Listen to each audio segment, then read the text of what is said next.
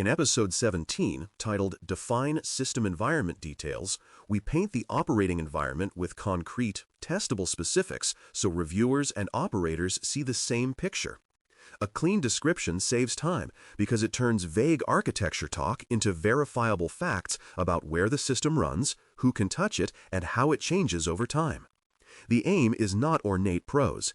It is a reliable map that an engineer can follow and an assessor can sample without improvisation. You will hear recurring anchors, components, locations, access, identity, and operations cadence because those are the levers that keep a cloud service safe and explainable. With that frame in mind, we start by making the environment visible in plain language before we step through deployment model, inventories, locations, separations, and control paths. The deployment model should be stated in a sentence that a sponsor could repeat: single tenant, multi-tenant, or a deliberate hybrid, with a reason that links to mission and risk. A single-tenant design isolates each agency in its own stack for administrative independence, at the price of duplicating certain services and raising operational cost. A multi-tenant design centralizes control planes and data layers with strict logical separation, which increases efficiency but demands stronger segmentation, per tenant keys, and careful noise isolation in logging and metrics. A hybrid might put shared control planes and tooling in a central tenant while pinning each agency's data plane and keys to an agency-scoped tenant or subscription. Whatever you choose, state how tenancy boundaries are enforced, namespaces, accounts, virtual networks, or policy guardrails, and how those boundaries surface in monitoring and incident response. List the components you actually operate, grouping them by function so the story reads like a running system, not a catalog. Compute should name virtual machines, containers, serverless functions, and batch workers, along with the auto-scaling policies that govern capacity. Storage should include databases, object stores, caches, message queues, and backup repositories, with a sentence about encryption posture and key management. Network should call out virtual private clouds, subnets, gateways, security groups, firewalls, and load balancers, including the top-level rules that enforce east-west and north-south controls.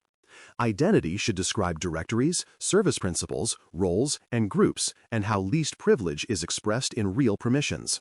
Management tooling should cover infrastructure as code, configuration registries, monitoring and logging platforms, vulnerability scanners, and ticketing systems.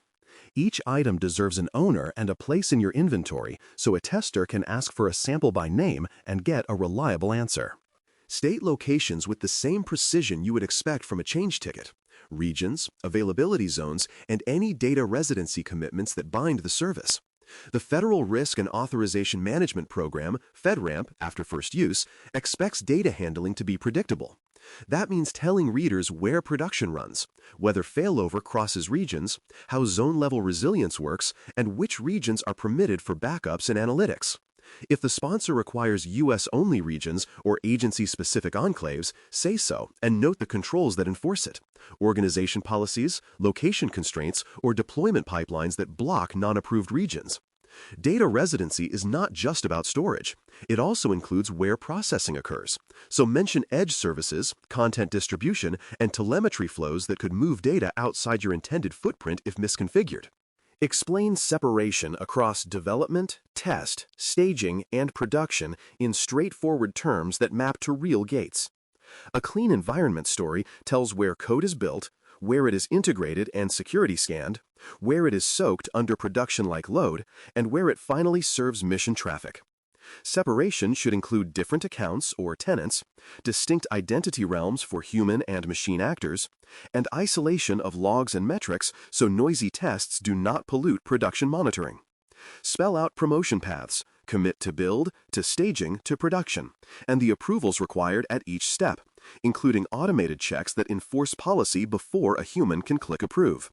If a break glass exists for a hotfix, acknowledge it here and tie it to the controls in the next paragraph so exceptions do not float unanchored. Document administrative access paths, break glass steps, and session controls with enough detail that a third-party assessment organization, 3PAO, on later mentions can reproduce them. Name the bastion or privileged access workstation pattern, the jump paths, and the session recording or command logging that ensures actions are reviewable. Break glass should be rare and fully fenced. who can invoke it, how credentials are issued and time-boxed, what approvals are needed, and how the system returns to normal once the event is resolved. Session controls should include inactivity locks, credential lifetimes, reauthentication triggers, and where those values live in policy. The tone here should be matter-of-fact. You are describing doors and keys, not aspirations. If a path exists, describe it and show the logs. If it is forbidden, say how the system enforces the prohibition. Outline identity sources, federation, and multi-factor enforcement points in a way that connects people and services to the controls that actually stop bad days. If you rely on an enterprise directory, name the tenant and the trust model. If you federate with agency identity, describe how assertions are validated, how roles are mapped, and where multi-factor authentication, MFA, after first use, is enforced in the flow, not just at the welcome page. Service-to-service identity should explain how workload identities are minted, rotated, and constrained, managed identities, short-lived tokens, or mutual TLS with the scopes that keep them honest. The best sentences in this section sound like guardrails. Administrators must use MFA at every console. Service principals receive least privilege roles scoped to a single namespace, and token lifetimes do not exceed 60 minutes unless break glass is active. An example helps ground the narrative. Containers orchestrated by a managed platform run stateless application pods behind a service mesh that enforces mutual authentication and encrypted traffic between services. Images are immutable, built by a pipeline that signs artifacts, scans them for vulnerabilities, and refuses promotion when critical findings persist beyond policy thresholds. Deployments use rolling updates with health checks and automatic rollback on failed probes. Secrets are mounted at runtime from a managed vault with per-service keys, and configuration is injected through versioned maps audited in the repository. This paragraph earns its place by connecting design choices to enforceable points that an assessor can see: the mesh policy, the image signature, the scan report, the deployment history, the vault access logs, and the configuration commits. Do not omit the unglamorous pieces. Unmanaged endpoints and background jobs can undercut an otherwise strong architecture if they are unnamed. If a batch worker runs on a schedule, say where it runs, how it authenticates, what it touches, and how its output is monitored. If field laptops or jump hosts can reach administrative planes, list their hardening standards, patch cadence, disk encryption, and device posture checks. If a support tunnel exists for vendor troubleshooting, document the approval process, recording, and time limits. Background tasks and edge devices often sit just outside the main diagram, which is exactly why they deserve explicit words. An incident almost always finds the place you failed to write down.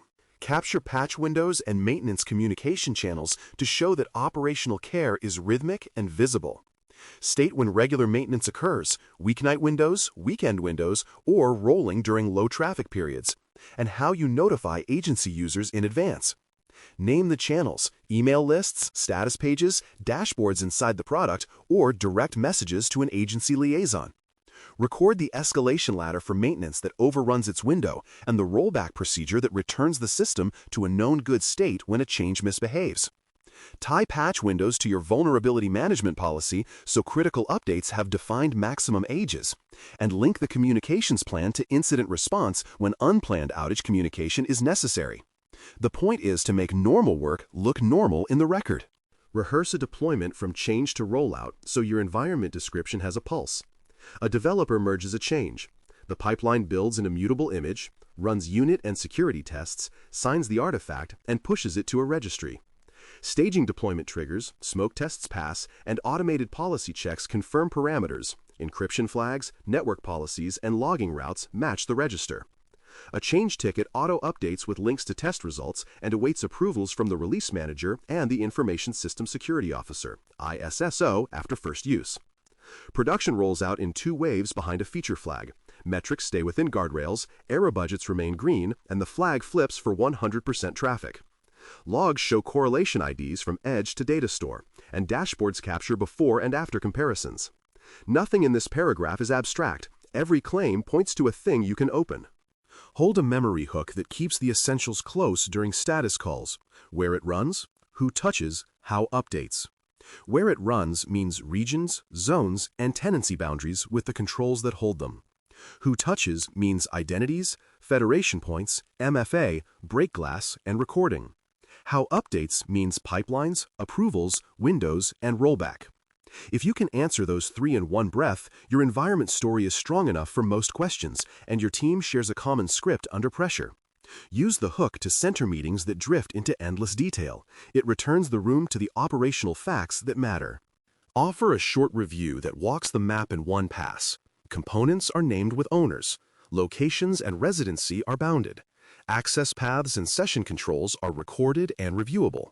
Identity sources and federation rules are explicit, with MFA enforced where it counts. Operations cadence covers patching, maintenance windows, notifications, and rollback. And the build-to-release journey is observable at every gate. If any of those lines feel thin, that is the right spot to strengthen before assessment.